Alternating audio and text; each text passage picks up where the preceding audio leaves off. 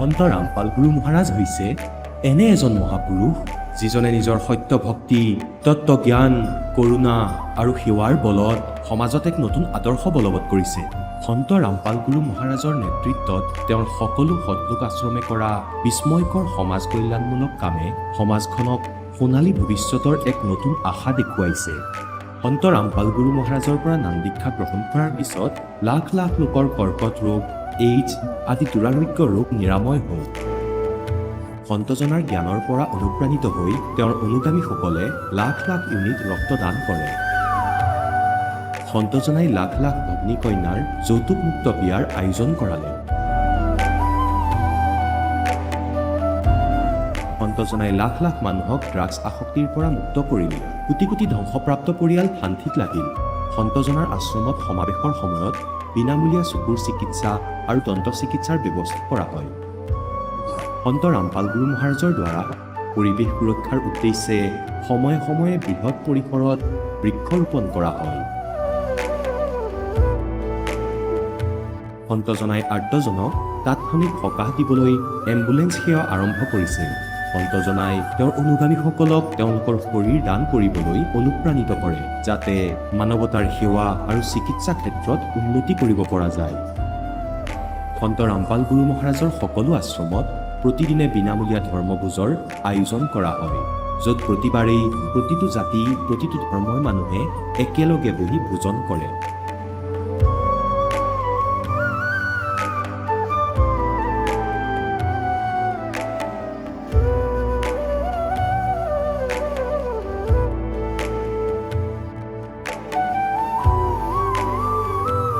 সন্ত ৰামপাল গুৰু মহাৰাজৰ আশ্ৰমত সহস্ৰাধিক বৃদ্ধ বৃদ্ধাই শ্ৰদ্ধা আৰু মৰমেৰে জীৱন যাপন কৰাৰ সুযোগ পায়। তেওঁলোকৰ থকা খোৱাৰ আৰু স্বাস্থ্যৰ সম্পূৰ্ণ দায়িত্ব সন্ত ৰামপাল গুৰু মহাৰাজে বহন কৰে।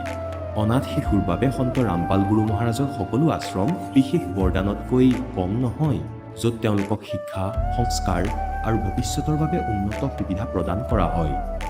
বানপানী, ভূঁইকঁপ বা মহামাৰী যিয়েই নহওক, সন্ত ৰামপাল গুৰু মহাৰাজ আৰু তেওঁৰ অনুগামীসকল সদায় আৰ্তজনৰ বাবে আগৰণুৱা হৈ থাকে।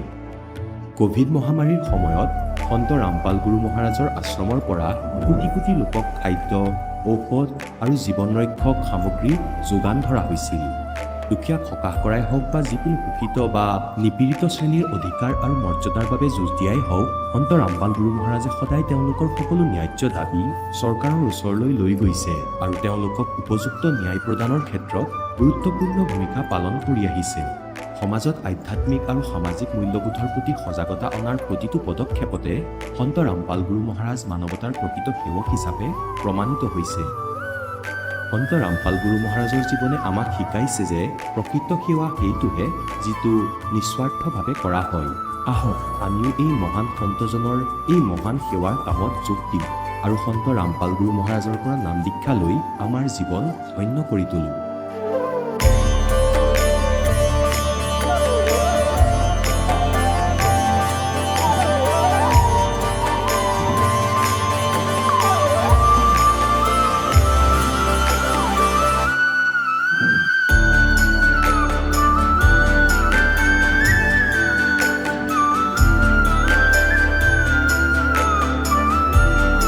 আপোনালোকক পৰিয়ালৰ সৈতে সৎলোক আশ্ৰমলৈ আন্তৰিকতাৰে আমন্ত্ৰণ জনোৱা হয়।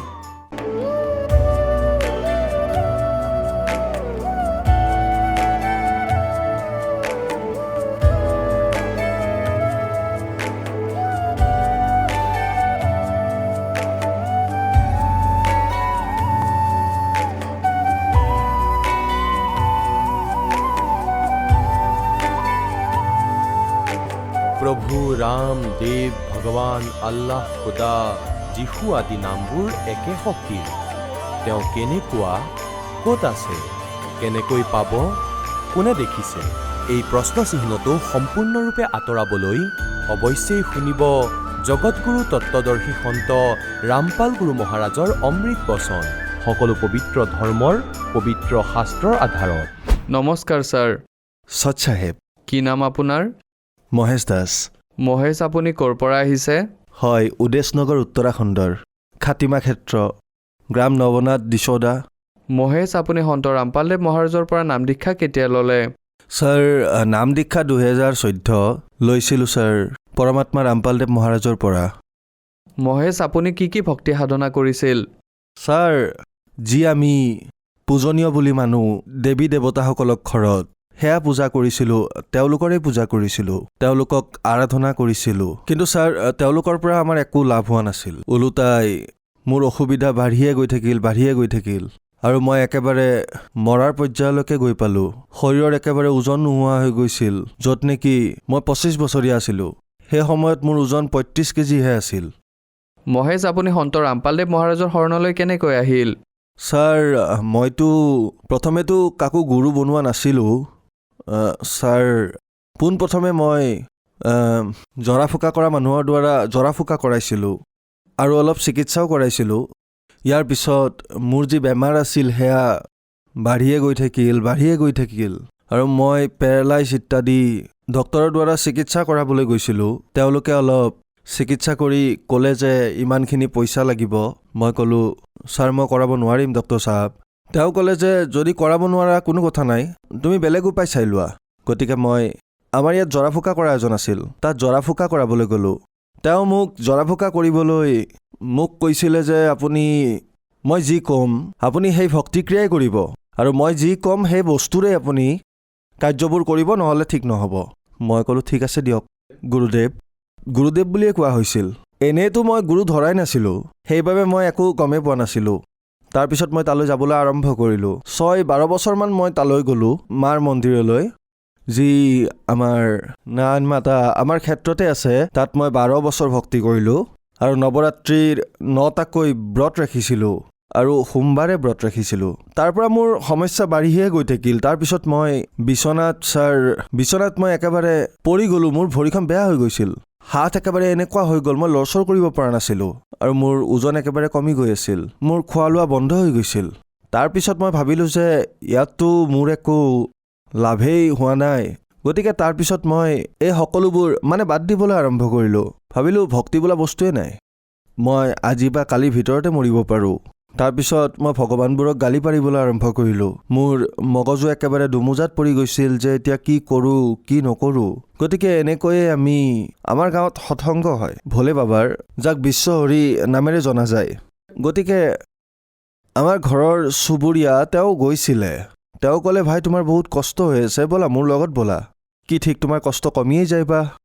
মই ক'লোঁ ভাই মইতো এনেও খোজকাঢ়িবই নোৱাৰোঁ। ক'লে ব'লা মই লৈ যাম মোৰ বাইকত। তেতিয়া মই তেওঁৰ লগত বাইকতে গ'লোঁ। তাত গান বাজানা চলি আছিল। মই ভাবিলোঁ গান বাজানাটো সকলো ঠাইতে হয় আৰু মই সৎসংগ বেয়া পাইছিলোঁ।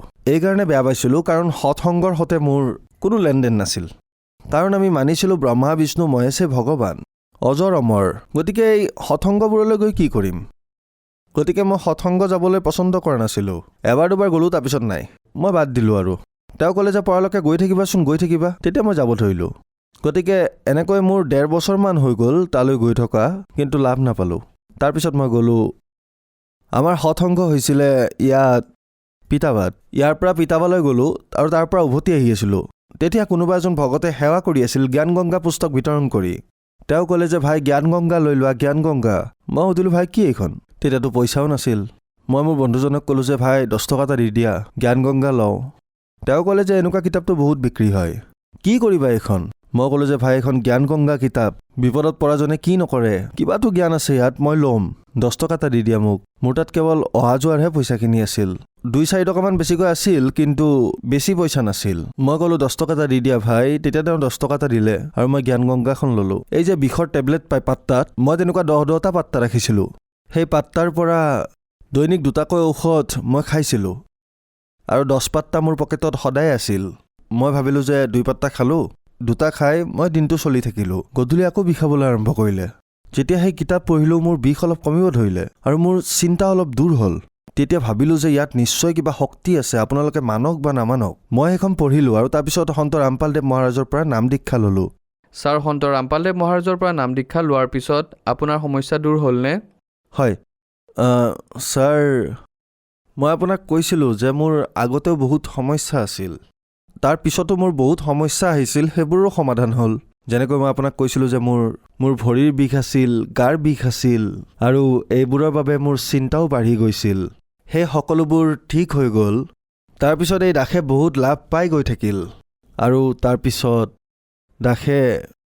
দাসে মালিকক এবাৰ প্ৰাৰ্থনা কৰিছিল, কাৰণ দাসৰ এবাৰ নাম খণ্ডন হৈছিল, অলপ অসুবিধা হৈছিল। তাৰপিছত মই আকৌ নাম ল'লোঁ।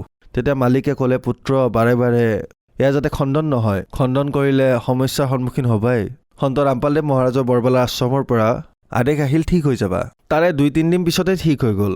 তাৰপিছত মই আগতে যেনেকৈ ভক্তি কৰিছিলোঁ তেনেকৈ কৰিব ধৰিলোঁ। যেতিয়া মই 5 বছৰীয়া আছিলোঁ তেতিয়াৰ পৰা মোৰ বাত বিষৰ সমস্যা আছিল আৰু ক'তো ভাল হোৱা নাছিল। জৰা ফুকা কৰাৰ লগতে যেনে আয়ুৰ্বেদিক ঔষধ যে থাকে, বনৌষধি, সেইবোৰো খালোঁ কমেও 2-3 বছৰলৈকে, কিন্তু ঠিক নহ'ল। জৰা ফুকা কৰিবলৈ বহুত ঠাইলৈ গ'লোঁ, যেনে মন্দিৰলৈ গ'লোঁ আৰু গাঁৱত যি জৰা ফুকা কৰা মানুহ থাকে তালৈও গ'লোঁ, তেওঁলোকেও নোৱাৰিলে। আনকি পাহাৰৰ এজন জৰা ফুকা কৰা মানুহে ছাগলী এটাও বলি দিলে এই দাসৰ নামত। যি 3000 টকীয়া ছাগলী আছিল তেওঁ মোৰ নামত অৰ্পণ কৰিলে যে এতিয়া ভাল হ'বা তুমি। কিন্তু 6 মাহ পিছত আকৌ তালৈ গ'লোঁ আৰু মই গৈ তেওঁক ক'লোঁ যে মোৰতো ইফালে পইচাও গ'ল, মই গৰীব মানুহ, ক'ৰ পৰা কি কৰি আনিছিলোঁ সেয়াও শেষ কৰিলা, পইচাও গ'ল মোৰ, ময়ো ঠিক নহ'লোঁ। আৰু সন্ত ৰামপালদেৱ মহাৰাজৰ শৰণলৈ অহাৰ পিছত মই একেবাৰে সুস্থ আৰু ভাল হ'লোঁ। এতিয়াও সুস্থ হৈ আছোঁ, একেবাৰে সুস্থ হৈ আছোঁ, একো বেমাৰ নাই মোৰ, এতিয়া একো সমস্যাই নাই। মোৰ পেৰালাইচিছৰ সমস্যা হৈছিলে, সেয়াও সন্ত ৰামপালদেৱ গুৰু মহাৰাজৰ কিতাপ পঢ়াৰ পিছত ঠিক হৈ গ'ল। নামটো পিছতহে লৈছিলোঁ। আৰু তাৰপিছত মোৰ সৰু ভাইটিৰ যিগৰাকী পত্নী, তাই 6 মাহ বেমাৰত আছিল। 6 মাহ বেমাৰত থাকি তেওঁলোকে প্ৰায় 80,000 মান টকা বেমাৰৰ নামত খৰচ কৰিছিল। আৰু এই দাসে কৈ আছিল যে ভাই তুমি নাম লৈ লোৱা, মালিক সন্ত ৰামপালদেৱ মহাৰাজে সকলো ঠিক কৰি দিয়ে, নাম লৈ লোৱা। তেতিয়া মোক গালি দিছিল আৰু মাছ মাংসও খাইছিল। দাসে ভক্তি কৰিছিল। সেইটো সময়ত মোৰ নাজানো। তেতিয়া মই ভাইটিক ক'লোঁ যে তুমি নাম লৈ লোৱা। তেতিয়া ক'লে ঠিক আছে। তাই একেবাৰেতো মৰিয়ে গৈছিল, শৰীৰ এনেকুৱা হৈ গৈছিল, অৱস্থাই নাছিল, উশাহ নিশাহ অলপ অলপকৈহে লৈ আছিল। তেতিয়া মোক ক'লে, দাদা ক'ত আছা?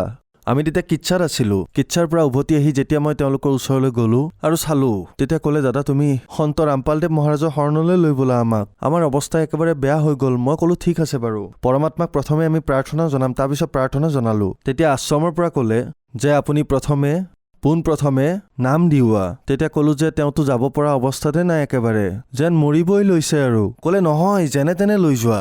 তেতিয়া মই ইয়াৰে এজন ভগতক ফোন কৰিলোঁ। তেওঁ ক'লে যে যেনে তেনে তুমি লৈ আহা।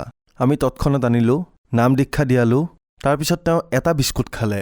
তেতিয়াহে মাক দেউতাকৰ কিছু বিশ্বাস হ'ল যে ইয়াত ঠিক হ'ব তাই। তাৰপিছত কিছুদিন এনেকৈ চলি থাকিল, কিন্তু 15 দিন পিছত খোজ কাঢ়িব ধৰিলে। তেতিয়া মাক দেউতাকৰ আৰু বিশ্বাস হ'ল। তাৰপিছত এমাহৰ ভিতৰতে সুস্থ হৈ গ'ল আৰু আজি তাই সুস্থ, একেবাৰে ভালদৰে আছে, সুশৰীৰে আছে। ছাৰ, সন্ত ৰামপালদেৱ মহাৰাজৰ শৰণলৈ অহাৰ পিছত আপোনাৰ বহুত লাভপ্ৰাপ্ত হ'ল। আজি যিসকল শ্ৰদ্ধালুৱে আপোনাক টিভিত দেখি আছে আৰু তেওঁলোকেও নাম দীক্ষা ল'ব বিচাৰিছে, গতিকে সন্ত ৰামপালদেৱ মহাৰাজৰ পৰা নাম দীক্ষা লোৱাৰ প্ৰচেছ কি? হয়, বহু চেনেলত সন্ত ৰামপালদেৱ মহাৰাজৰ সৎসংগ আহে। তাৰ তলত হালধীয়া শাৰী এটা আহে, তাত নম্বৰ লিখা থাকে আশ্ৰমৰ। আপুনি আশ্ৰমত ফোন কৰিলে আপোনাৰ নিকটৱৰ্তী যি নামদান কেন্দ্ৰ আছে তাৰ ঠিকনা ক'ব, আপুনি তালৈ গৈ নাম দীক্ষা ল'ব পাৰে। ধন্যবাদ ছাৰ। সৎ চাহেব। এতিয়া জগতগুৰু তত্ত্বদৰ্শী সন্ত ৰামপাল গুৰু মহাৰাজৰ সৎসংগৰ মাধ্যমেৰে সেই অদ্বিতীয় আধ্যাত্মিক জ্ঞানৰ বিষয়ে জানি লওঁ, যাৰ মাধ্যমেৰে আপোনালোকেও প্ৰাপ্ত কৰিব পাৰিব এনেকুৱা আধ্যাত্মিক, মানসিক আৰু ভৌতিক সুখ, যি এতিয়ালৈকে কেৱল আপোনালোকে মীৰাবাই, ধ্ৰুৱ, প্ৰহ্লাদ আদি কেইজনমান ভক্তৰ জীৱন কথাতহে শুনিছে। এতিয়া শুনক তত্ত্বদৰ্শী সন্তৰ সৈতে শাস্ত্ৰ অনুকূল ভক্তি সৎসংগ, এনেকুৱা অদ্বিতীয় আধ্যাত্মিক জ্ঞান, যাৰ প্ৰমাণ আছে সকলো ধৰ্মৰ সকলো পবিত্ৰ শাস্ত্ৰত। গৰীব দাসদেৱে কয়, ৰাখিবে কবিৰ কি সত্যানুকৰ দৃশ্য দেখিলো, আনন্দ কীৰ্তি, ৱাহ ৱাহ ৱাহ গুৰু, ৱাহ ৱাহ। তেওঁতো ভগৱান আছিল।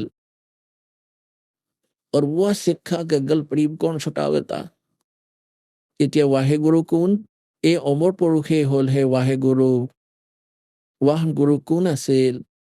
যেনেকৈ আদৰণীয় ৰামানন্দ দেৱক পৰমাত্মাই পাইছিল, সত্যলোকলৈ নিছিল, আকৌ এৰি দিছিল। তেওঁ 5 বছৰৰ লীলা কৰি আছিলে পৰমাত্মাই, 5 বছৰৰ আয়ুস দেখুৱাইছিল আৰু 104 বছৰীয়া বৃদ্ধ ৰামানন্দদেৱ ব্ৰাহ্মণ পণ্ডিত বিদ্বান বুলি মনা হৈছিল বেদ আৰু গীতাৰ। তেতিয়া তেওঁ কৈছিল, তুম চাহেব তুম সন্ত হো, তুম সতগুৰু তুম হংস, और गरीब दास तेरे रूप बिना और न दूजा अंश।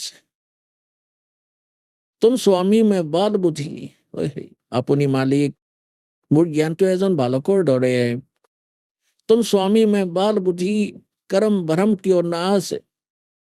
ৰামানন্দদেৱে কৈ আছে, গৰীব দাসদেৱে পৰমাত্মাৰ পৰা প্ৰাপ্ত জ্ঞান তুলসী দাসৰ দৰে নিজে দেখাখিনি লিখিলে। গৰীব দাস নিজ ব্ৰহ্ম তুম, নিজ ব্ৰহ্ম মানে বাস্তৱিক পৰমাত্মা আপুনি। मुझे हो गया दृढ़ विश्वास, दोहू ठोड़ है एक तू भया एक से दो, গৰীব দাস হম কাৰনে তুম আয়ে হো মগজো। তাৰ পৰা গতি কৰি আহিছে। बोलत रामानंद जी सुनो कबीर करतारे, गरीब दास सब रूप के तुम ही सर्जनहारे। এই প্ৰকাৰে যেতিয়া নানক চাহেবদেৱে দেখিলে, যেতিয়া তাত গৈ পাইছিল, কাশীলৈ যেতিয়া আকৌ গ'ল, পৃথিৱীত বিচাৰিবলৈ ধৰিলে, এই জ্ঞানৰ চৰ্চা কৰিবলৈ ধৰিলে, তাৰ উত্তৰ তেওঁ কতোৱে পোৱা নাছিল যে ব্ৰহ্মা বিষ্ণু মহেশ্বৰৰ ওপৰতো কোনোবা শক্তি আছে। যেতিয়া তাত গৈ পালে, পৰমাত্মাই তাত প্ৰচাৰ কৰি আছিল, পৰমাত্মাৰ জ্ঞানৰ সৈতে পৰিচিত। ৰামানন্দদেৱৰ আশ্ৰমত যি ভগত পালে, তেওঁ 1 মিনিটতে সকলো কথা শুনালে, সস্কন্ধ সত্যলোকৰ। নানক চাহেবদেৱে কৈছিল, মহে পৰমাত্মা, कहते भाई सूरत मुल्क की बीस ए ठगवाड़ा ठगी देश खरासी आना बोता और लोग धारणक रूप रहा करता। तेरा एक नाम तारे संसार, ओए होए। नानक साहेबदेवे कले जे तेरा एक नाम सतनाम तारे संसार में एहो आस एहो आधार। এই আশাতে আপোনাৰ ওচৰলৈ আহিছো, মোৰ কোনো আধাৰ নাই আপোনাৰ জ্ঞানৰ বাহিৰে। গতিকে কোৱাৰ বাবে এইটো যে দাসে যে ক'ব বিচাৰিছে আপোনালোকক যে এয়া কিমান চিক্ৰেট মন্ত্ৰ।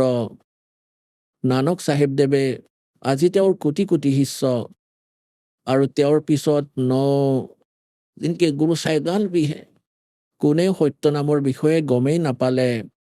তেওঁলোকৰ ওচৰত সত্য নাম নাই।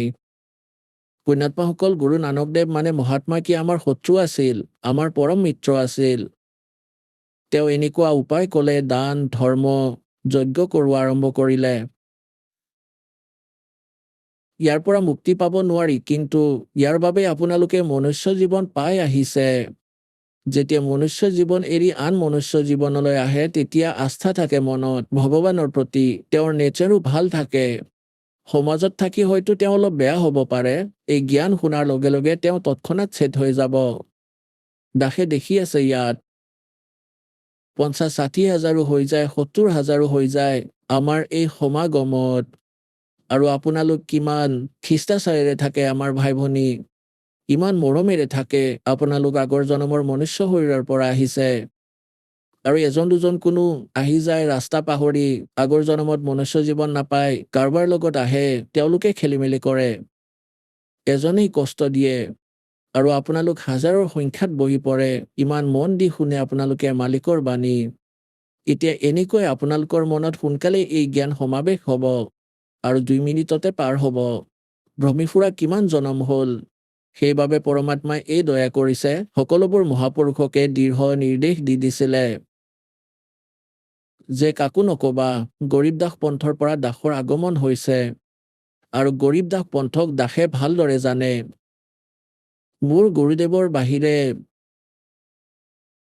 সমগ্ৰ গৰীব দাসদেৱ পন্থত এই সত্য নাম নাছিল। ইহঁতেই খেলি মেলি কৰে। ৰাধে ৰাধে শ্যাম মিলাদে, ৰাম ৰাম হৰে কৃষ্ণ, কৃষ্ণ কৃষ্ণ হৰে হৰে, এইবোৰ নাম দিয়ে। আৰু ওম ভগৱতে বাসুদেৱাই, ওম ভগৱতে বাসুদেৱাই নামক এই ধৰণৰ নাম দিয়ে। ইয়াক কেৱল সোহামক 2টা ভাগত ভগাই লয়। বাহিৰত হাম ভিতৰত। মটৰ চাইকেলখন মাজতে ভাঙি লোৱাৰ দৰে, কাটি লোৱাৰ দৰে, ইয়াক আগফালে লৈ যোৱা, ইয়াক পাছফালে লৈ যোৱা, এতিয়া ভাল মটৰ চাইকেল হৈ গ'ল। কি কথা কয় এইবোৰ? গতিকে পুণ্যাত্মাসকল সৌভাগ্য আপোনালোকৰ, পৰমাত্মাৰ আগতে আপোনালোকক শিক্ষিত কৰিলে। এই শিক্ষা আচলতে আমাৰ বাবে আটাইতকৈ ডাঙৰ শত্ৰু। আমি কি বনালো? পৰমাণু বম। প্ৰথমে নিজৰ নাশ তৈয়াৰ কৰিলে, তাৰপিছত আমি অহংকাৰী হলো। এটা সৰু পদবী পাই, ইঞ্জিনিয়াৰে হওক বা ডাক্তৰে হওক বা জাজে হওক বা ৰাজনেতাই হওক, মন্ত্ৰীয়ে হওক, প্ৰধানমন্ত্ৰীয়ে হওক, মানুহ ফুলি যায় আৰু কালি মৃত্যু হোৱাৰ পিছত গাধ কুকুৰ হৈ ভ্ৰমি ফুৰিব। সেই দুখটো দেখা নোপোৱা তোমালোকে? এই ভক্তিৰ অবিহনে ঠিক আছে, আপোনালোকে যি অধিকাৰ পাইছে সেয়া ভালদৰে পালন কৰক, আৰু এই কথা মনত ৰাখিবা, ইয়াত সদায় নাথাকা। আৰু এই সুখ সদায় নাথাকে। যাক তুমি সুখ বুলি মানি আছা, এয়া সুখ নহয়, পিছলৈ এয়াও নাথাকিব। সেইবাবে এই জ্ঞান আমাৰ মনত সোমাব। গতিকে পৰমাত্মাই আমাক শিক্ষিত কৰিলে। আপোনালোকে আগৰ ইতিহাস চাওক, আমাৰ পূৰ্বপুৰুষ ইমান অধীন সৰল আছিলে, একো চল কপট নাছিলে। সকলোৱে জানে পূৰ্বপুৰুষৰ কথা। আজি যিমানে ডাঙৰ বুলি নকওক কিয়, তেওঁলোকে সকলোবোৰ জানে। তেওঁলোকৰ ককা আজোককা কেনেকুৱা আছিল, জুপুৰিত টাইম পাছ কৰিছিলে আৰু আমাতকৈও ভালকৈ জীয়াই আছিল। যদিও কাপোৰ পিন্ধা নাছিল, ধুতি বা লেংটি মাৰি আছিল, কেৱল ধুতি পিন্ধিছিলে কেতিয়াবা বহুত গৰমত, কিন্তু ভাল আত্মা আছিল, ভালদৰে জীৱন নিৰ্বাহ কৰিছিল আজিৰ তুলনাত। আজি লাগিলে নিজকে যিমান ডাঙৰ বুলি নাভাবো কিয়, চাৰ্ট পেণ্ট পিন্ধি গাড়ী মটৰ লৈ শান্তি 1 মিনিটৰো নাই। সপোনতো বেয়া কথাই ভাবা, যিসকল ভগৱানৰ পৰা দূৰলৈ গৈছে। গতিকে এই শিক্ষাই আমাক বহুত বেয়া কৰিলে। কিন্তু শিক্ষাৰ অবিহনে আপোনালোকলৈ এই জ্ঞান নাহিলে হয়। এই বিজ্ঞান মনুষ্যৰ স্তৰৰ নহয়, যি আপোনালোকে আজি দেখি আছে, টেলিভিছন, ইণ্টাৰনেট, এই মেমৰি কাৰ্ড, এয়া পৰমেশ্বৰে মনুষ্যক বুদ্ধি দিলে। না 4 যুগৰ ইতিহাস আপোনালোকৰ লগত আছে। ভাল গৰু গাড়ী এখনো নাছিলে, কিবা বস্তুৰেহে বস্তু অনা নিয়া কৰিছিল। দাসে সেই যুগ দেখিছে, শস্যৰ দানা উলিয়াবলৈ 1 মাহ পশুবোৰক এই ঘেঁহুবোৰৰ ওপৰত ঘূৰাইছিলে 15 দিন, তেতিয়াহে শস্যৰ দানাবোৰ পাইছিল। তুহবোৰ বেলেগ হৈছিল। আৰু আজি কি দেখিছে, 2 মিনিটতে কটা যায়। এই বুদ্ধি ক'ৰ পৰা আহিল? আপোনালোকৰ বাবে। এই সুবিধা দিও সন্তানক যাতে ভক্তিত বেছি সময় দিব পাৰে। আমি দেখিছো আমাৰ মাতৃবোৰে খুৰী পেহী 2 কিলো আটা পিহিবলৈ 2 ঘণ্টা লাগি থাকে হাতেৰে। এতিয়া তেওঁলোকৰ বাবে অট'মেটিক পিহনি বনালে। এতিয়া আটা পিহা গৈ আছে, তুমি বহি ভগৱানৰ মালা জপ কৰা। পশুৰ দানা কটা হৈছিল, দাসৰ জন্ম জাত কৃষকৰ ঘৰত হৈছে, সেইকাৰণে ভালদৰে জানে। প্ৰথমে আমাৰ ককাহঁতে এনেকৈ কাটিছিল, এখন কাঁচি লৈ। তাৰপিছত হাতেৰে চলোৱা মেচিন হ'ল, ঘাঁহে কটা হয়। আৰু এতিয়া এটা পাৱাৰ বিজুলীৰ কানেকশ্যন লগাই, মটৰ লগাই আৰু কাটকৈ 1 ঘণ্টাত বহুত কাটিব পৰা হ'ল। 20টা পশুৰ কাটিব পৰা হ'ল। গতিকে এই সুবিধা ভগৱানে এইবাবেই দিলে, যাতে তুমি এই সময়ৰ সৎ ব্যৱহাৰ কৰা। কিন্তু ইয়াৰ সৎ নহয়, বেয়া ব্যৱহাৰহে কৰিব ধৰিলা। তাচ খেলি আড্ডা মাৰা, কোনোবাই ৰাজনীতিৰ কথা কয়, কোনোবাই চিনেমাৰ, চকু মেলি। যেতিয়া এইবোৰ জ্ঞান হ'ব আপোনালোকৰ, তেতিয়া আপোনালোক ভালৰ ফালে আহিব, ভয় কৰিব। জ্ঞান হলে ভয় লাগিব। এই জ্ঞানৰ পৰা পৰিচিত হবা যে ক'ত আছা। 1 ছেকেণ্ডৰো ভৰসা নাই, কেতিয়া কি প্ৰলয় আহে। আৰু আজি কি লৈ ইমান গৌৰৱ কৰি আছা যে এইটো সেইটো মোৰ? পৰমাত্মাই কয়, কায়া তেৰি এনেই মায়া কাছিল সৰল মানুহ। তোমাৰ শৰীৰে তোমাৰ নহয়, তেন্তে এইবোৰ কেনেকৈ নিজৰ বুলি মানিলা? গতিকে এই অজ্ঞানতা আঁতৰাবলৈ সৎসংগ কৰা হয়। আৰু সৎসংগ সত্যলোক বৰবালাৰ বাহিৰে এই 21 ব্ৰহ্মাণ্ডতে নাপাব আপুনি। এতিয়া যিসকল মহাপুৰুষে পৰমাত্মাক পালে, তাৰে মাজৰ পৰমেশ্বৰে কৈছিলে যে 12 নম্বৰ পন্থ বিক্ৰমাব্দ 1775 চৈ 75 হৈ এনেই বিক্ৰমাব্দ 1774 বিক্ৰমাব্দ হ'ব লাগে। কবিৰ বাণীত যি প্ৰিণ্ট আছে সেয়া ভুল। संवत 1774 हुई तात दिन प्रेम प्रगटे जग सोई। उबर में पंथ मेरी प्रगट हो बानी और शब्द हमारे का निर्णय ठानी। ये 12 पंथ हम को धावे अस्थिर कर कबरम नहीं पावे ইনক্লুডিং গরিব দাগদেৱ পন্থ কবিৰ চাহেবে কৈছে গৰিব দাগদেৱৰ 12 নম্বৰ পন্থ কবিৰ চাহেবৰ 12টা পন্থৰ মাজৰ আৰু 12 নম্বৰ পন্থত মোৰ বাণী মোৰ মহিমাৰ বাণী সেই পুণ্যাত্মাৰ মাধ্যমেৰে প্ৰকট হ'ব আৰু গৰিব দাগদেৱ পন্থৰ মোৰ এই মহিমাৰ বাণী পঢ়িব অৰ্থ সজাব যেনেকৈ গীতা পঢ়াসকলে গীতাৰ অৰ্থ ভুলকৈ কৈছে বেদ পঢ়াসকলে বেদৰ অৰ্থ ভুলকৈ কৈছে वेद पढ़ने पर भेद ला जाने ये बच्चे पुराण 18 अर्जुन को अंधा पत्ते खो भूल गया शब्दनहार পৰমাত্মাই কয় ইহঁতে বেদ পঢ়ে আৰু পাথৰ পূজা কৰে তাত ফল ফুল অৰ্পণ কৰে ভগৱানক পাথৰৰ ভগৱানক তেন্তে কি বেদ বুজিলে এই প্ৰকাৰে এই গৰীব দাস আৰু কবিৰ পন্থৰ যিমানবোৰ অনুগামী নকলি সন্ত হৈছে সেই মহাপুৰুষসকলক বাদ দি গৰীব দাসদেৱকতো পৰমাত্মাই পাইছিলে তেওঁ বাণী লিখিলে কিন্তু আদেশ দিছিলে যে তুমি ডিছক্ল'জ নকৰিবা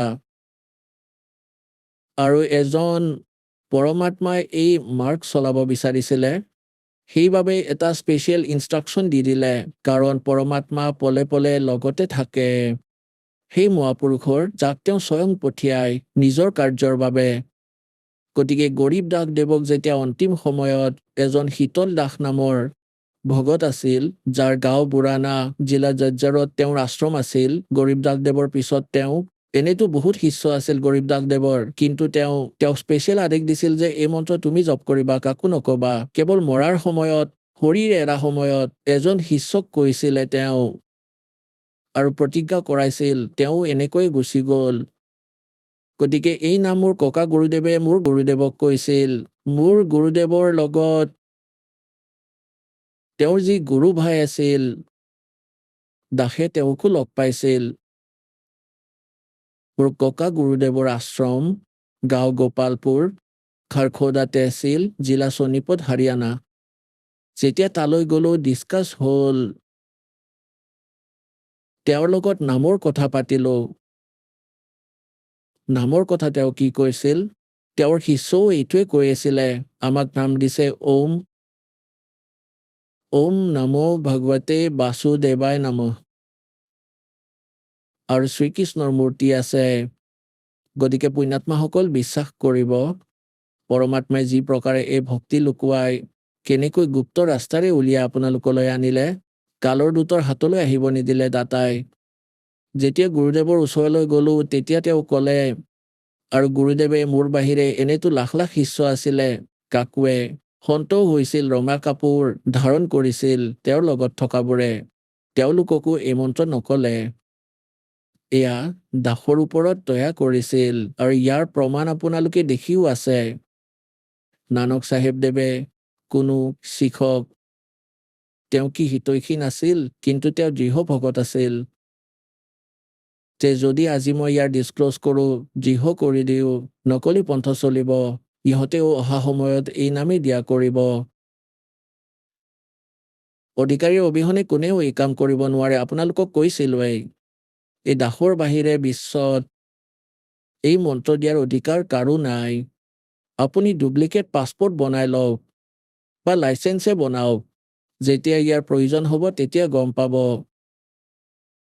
তেতিয়ালৈ বহুত দেৰি হৈ যাব কেতিয়া গম পাব যেতিয়া আপুনি সংসাৰ এৰি যাব যেতিয়া ধৰ্মৰাজৰ ৰাজসভাত ডুপ্লিকেট লাইচেন্স দেখুৱাব যে অমুক গুৰুৰ পৰা নাম লৈছিলো পাছপৰ্ট দেখুৱাব তেতিয়া আপুনিও দোষী আৰু বনোৱাজনৰো ভুল তাতেই ধৰা হ'ব গতিকে সেই সময়ত ভয় কৰি দাসৰ প্ৰাৰ্থনা এই সাধু সন্ত ফকীৰক যিসকল গুৰু হৈ আছে ঠিক আছে তেওঁলোকৰ উদ্দেশ্য ভাল হ'ব পাৰে কিন্তু পৰিচিত নহয় কুমাৰ্গেৰে গৈ আছে নিজেও উভতি আহক নিজৰ শিষ্যকো কৈ দিয়ক যে আমাৰ জ্ঞান সঠিক নহয় বাস্তৱত সঠিক নহয় জনতাইতো গম পাবই পাব এনেকৈ ক'লে সন্তবোৰৰ মূৰৰ পৰা বোজা আঁতৰিব যিসকল গুৰু হৈ বহি আছে মিছা পাছপৰ্ট বনাইছে শেষত তেওঁলোকৰ দুৰৱস্থা হ'ব দাসে তেওঁলোকৰ ভালৰ বাবে কৈ আছে সিহঁতৰ শত্ৰু নহয় সকলোৰে মিত্ৰ হিচাপে কাম কৰি আছো আজি যদিও নিজৰ স্বাৰ্থৰ বাবে ভুল যেন লাগিছে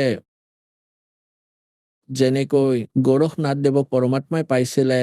গোৰখনাথদেৱ আজিকালিৰ এইবোৰ সন্তই নহয়, যাক আমি সন্ত বুলি মানি আহিছোঁ।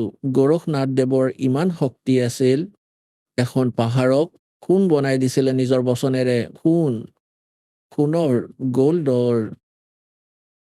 আৰু নিজৰ গুৰু মচ্ছেন্দ্ৰ নাথৰ, যাৰ শটো জ্বলাই দিয়া হৈছিল, তেওঁৰ অস্থি একত্ৰিত কৰি আৰু নিজৰ বচনেৰে শৰীৰ বনাই দিছিল। তাৰপিছত মচ্ছেন্দ্ৰ নাথৰ আত্মা তাত প্ৰৱেশ কৰাই দিছিল। তথাপিও ভ্ৰমিত হৈ আছিল, সেইবাবে মুক্তি পোৱা নাছিল। এতিয়া পুণ্যাত্মাসকল, তেতিয়া পৰমাত্মাই লগ কৰিছিল তেওঁক আৰু কৈছিল যে গোৰখনাথ মে সভি কা গুৰুৱা, সকলোৰে একমাত্ৰ গুৰু মই হওঁ সমগ্ৰ বিশ্বত। এয়া সন্তৰ ভাষা, কিয়নো এয়া পদ্য ভাগত শব্দত ৰাগৰ অনুসৰি কোৱা হয়। তেওঁক ক'লে যে গোৰখনাথ সভন কা গুৰুৱা। এতিয়া গোৰখনাথদেৱে কি কৈছে, তেৰা বচন মই লাগ কৰোৱা, যে আপুনি যে কৈ আছে আপোনাৰ বাহিৰে সংসাৰত আন গুৰু নাই, গতিকে আপোনাৰ এই বচন মোৰ ভাল লগা নাই, তিতা লাগিছে, বেয়া লাগে। গতিকে পৰমাত্মাই কৈছে, কড়ুৱা লাগে সো মিঠা হৈ, হামৰি বাত অতি দে। তাৰমানে ক'লে, যদি তুমি মোৰ জ্ঞানক এবাৰ বিশ্বাস কৰা, আজি যিবোৰ তিতা পাই আছা তুমি, এদিন মিঠা লাগিব। গতিকে গৰীবদাস চাহেবদেৱে কৈছে যে গোৰখনাথ সিদ্ধি মে ভুল্যা ৰটোনি দামন হাণ্ডা ফুল্যা। মৃতক জীৱিত কৰা, পাহাৰক সোণলৈ ৰূপান্তৰিত কৰা, এয়াতো সৰু কথা বুলি কৈছে যথাৰ্থ ভক্তিৰ তুলনাত। এনেকুৱা সিদ্ধি দেখুৱাই যেনেকৈ আগস্ত্য ঋষিয়ে সমুদ্ৰ পান কৰিছিল এটা ঘোটত, 7 সমুদ্ৰ খালী কৰি দিছিল। পুণ্যাত্মাসকল, আজিৰ বৈজ্ঞানিকে কৰক। আৰু যিবোৰ আধ্যাত্মিক শক্তি আছে তাৰ তুলনাত এয়া এই ভৌতিক বিজ্ঞানটো একোৱেই নহয়। কিন্তু তেওঁ সেই বিজ্ঞানৰ বেয়া ব্যৱহাৰ কৰিলে, আধ্যাত্মিক বিজ্ঞানৰ। এতিয়া পৰমাণু বনাই ইহঁতেও অসৎ ব্যৱহাৰ কৰি আছে। গতিকে তেওঁ এনেকৈয়ে পৰমাণু বনাইছিল, সিদ্ধি প্ৰাপ্ত কৰি মানুহক নাটক ড্ৰামা দেখুৱাই নিজৰ ফলীয়া কৰিলে আৰু নিজকে প্ৰভু বুলি ভাবিব ধৰিলে। গতিকে গোৰখনাথদেৱৰ বিষয়ে কৈছে, গোৰখনাথ সিদ্ধি মে মূল্যা, ভগৱানক পাহৰি গ'ল, নিজকে বহুত ডাঙৰ মহাপুৰুষ বুলি ভাবিব ধৰিলে। আৰু তোৰনে এটা মনহাৰ দেখিলে। পৰমাত্মাই ক'লে যে তুম হো জমকি ফৰ্জি মাহি। পৰমাত্মাই কবিৰ চাহেবে ক'লে যে হে গোৰখনাথ, তুমি কালৰ জালত আছা। ফৰ্দ মানে কি ভালদৰেই জানে যিসকল কৃষক, তাৰ যি মাটিৰ ফৰ্দ থাকে, তাত মাটিৰ সকলোবোৰ ৰেজিষ্টাৰ, যাৰ নামত মাটি আছে তাৰ নিশ্চয়তা থাকে যে মাটিখিনি এই ব্যক্তিজনৰ, তাৰ নামত আছে, এয়া থিৰাং। গতিকে ইয়াত পৰমাত্মাই কৈছে, তুম হো জমকি ফৰ্দি মাহি, তুমি কালৰ ফৰ্দত আছা, কালৰ তাত ৰেজিষ্টাৰ হৈছে। আৰু তোমাক মই ইয়াৰ পৰা উলিয়াম, কালৰ ফৰ্দৰ পৰা উলিয়াম, আৰু মোৰ সত্যলোকৰ ৰেজিষ্ট্ৰীত আপোনাৰ নাম লিখাম। তাৰপিছত কৈছে পৰমাত্মাই তেওঁক গোৰখনাথদেৱকো শৰণত ললে। তেওঁ বহুত চেষ্টা কৰিলে সিদ্ধি দেখুৱাবলৈ, পৰমাত্মাই সকলোবোৰ সিদ্ধি কেঞ্চেল কৰি দিলে তেওঁৰ। তেতিয়া সেই মৰমীয়াল আত্মাই পৰমাত্মাক স্বীকাৰ কৰিলে। গতিকে কোৱাৰ ভাৱ এইটো, দাসে আজি জ্ঞান দি আছে, কাৰোবাৰ তিতা লাগিব পাৰে, এদিন যেতিয়া বুজি পাব তেতিয়া এই সকলোবোৰ কথা ভাল লাগিব। গতিকে এই মহাপুৰুষসকলে পৰমাত্মাক ক'লে যে অনন্ত কোট ব্ৰহ্মাণ্ড এক ৰতি নৈ ভাৰে, সতগুৰু পুৰুষ কবীৰ ये कुल के सिरजनहारे। গৰীবদাস চাহেবদেৱে কৈছে, हम सुल्तान ने नानक तारे दादू को उपदेश दिया, जात जुलाहा भेद न पाया वो काशी माहे कबीर हुआ। এতিয়া এয়াও প্ৰমাণিত কৰিলে প্ৰত্যেক দ্ৰষ্টাসকলে যে হু ইজ গড, সেই পৰমাত্মা হয় কোন। যে কাশীত যিয়ে শিপিনীৰ কাম কৰিছিল, তাঁতীৰ সেই কাশীৰজন তেওঁ পৰমাত্মা। একে কথা নানক চাহেবদেৱেও কৈছিল, भाई सूरत बोलो की बेस ए ठगवाड़ा ठगी देश খাচিয়ানা বতাবাৰ দেখো ধাৰক ৰূপ ৰাখা কথা। এতিয়া পুণ্যাত্মাসকল, যিসকল মহাপুৰুষে সত্যলোকত মালিকক দেখিছিল, যাৰ বাবে আমি ভ্ৰমি আছো, ৰজাই ৰাজ্য ত্যাগ কৰিলে, সাধকে গোটেই শৰীৰ ত্যাগ কৰিলে সেই মালিকক পোৱাৰ বাবে। তেওঁলোকৰ শৰীৰত পোকে ধৰিব ধৰিছিল আৰু পৰমাত্মাক যিসকলে সহজতে পাইছিল, নিজে লৈ গৈ আকৌ এৰিলে সত্যলোক দেখুৱাই, তাৰপিছত সন্মুখত দেখিলে। গতিকে সেই মহাপুৰুষে সেই স্থিতিক না আমি ব্যক্ত কৰিব পাৰিম যি তেওঁলোকে অনুভৱ কৰিছিল। আমিতো বাওপন্থী হৈ গলো যে আমাৰ গুৰুৰ কোনো গুৰু নাছিল আৰু তেওঁক গুৰু অবিহনে মুক্তি নহয়। বহু ঠাইত গুৰু নানকদেৱে কৈছে যে গুৰু মিলাতে দি পাই, গুৰু মিলাতে দীক্ষা লিনি। আৰু এইটো স্পষ্ট কৰিলে যে গৰীবদাস চাহিবদেৱক পৰমাত্মাই যেতিয়া আকৌ বাণী দিলে, তাত স্পষ্ট কৰিছে চুলতানী নানক তাৰে দাদ লোগো উপদেশ দিয়া আৰু জাত জুলাহা ভেদ নি পায়া কাশী মায়ে কবিৰ হোৱা।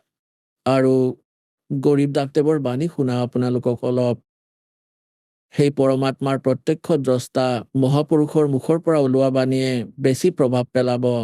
কি কয়? পঞ্জা দস্ত কবীৰ কা सिर पर रखो हंस यम किंकर चंपे नहीं तुम्हारा उधर जाएगा वंश।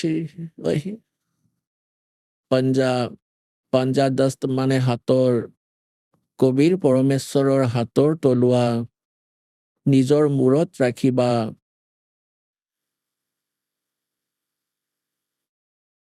চমৰ দুধ আপোনাৰ ওচৰ চাপিব নোৱাৰে, কালৰ দুধ আপোনাৰ ওচৰ চাপিব নোৱাৰে। আপোনাৰ সমগ্ৰ বংশ উদ্ধাৰ হ'ব, পাৰ হ'ব। কবি চাহেবে কয়, ভক্তি বিদ তো হোৱে হংসা অৰ্তা কে উতাৰো একোত্তৰ বংশ। 101টা পিৰি পাৰ কৰি দিম, পৰমাত্মাই কৈছে। যিয়ে এবাৰ মোৰ সৎ সাধনা আৰম্ভ কৰে, 101টা পিৰি। দৰ্দ বন্ধ দৰৱেশ হে সতগুৰু পুৰুষ কবীৰ। মোৰ বাবে যিয়ে কষ্ট কৰিব, আৰু দৰৱেশ মানে সাধুৰ ৰূপত যি আহে, সেয়া পৰমাত্মাই আছিল। যিসকল মহাপুৰুষক জীৱিত মহাত্মাৰ ৰূপত পাইছিলে, कहते वो दर्द बंद दरवेश है सतगुरु पुरुष कबीर, नाम लिए बंद छूट है और टूटे यम जंजीरी। আমাৰ দুখত দুখী হোৱা এজনেই মহাপুৰুষ আছে, যিয়ে সন্তৰ ৰূপত ইয়ালৈ আহিছে, নিজেই পৰমাত্মাই। দৰ্দ বন্ধ দৰৱেশ হে সতগুৰু পুৰুষ কবীৰ, নাম লিয়ে বন্ধ ছুটে হে টুটে যম জঞ্জীৰ। সেই পৰমাত্মাৰ নাম ললেই তেওঁ যি মন্ত্ৰ কৈ থৈছে, কালৰ সকলোবোৰ বান্ধোন কটা যাব। আৰু সেই বান্ধ কটা যাব যি বান্ধোনত আমাক বান্ধি থৈছে। सतगुरु पुरुष कबीर है ये 3 लोक तत्सारे, कोट 49 पृथ्वी ये 14 भवन आधारे। सतगुरु पुरुष कबीर है 3 लोक तत्सारे, 2-4 की क्या कहूं ये तारे हंस अपारे। सतगुरु पुरुष कबीर है ये 4 युग परमाणे, ये झूठे गुरुआ मर गई भाई हो गए भूत मसाने।